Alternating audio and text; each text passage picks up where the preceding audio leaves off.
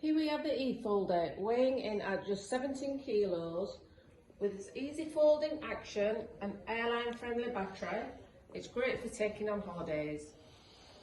It's a 4-mile-an-hour scooter and does around 10 miles per full battery charge. And it takes a maximum user weight of just 19 stones. It has pneumatic tyres and suspension for a comfy ride. So that falls down there, a little lever, like that. Just grab that handle and that fits into there. Really, really easy. I can lift it with one hand, 17 kilos. And then to pop it back up, there's a little lever there, so that just pops back open. A little yellow lever there, and you see it back up. Very easy.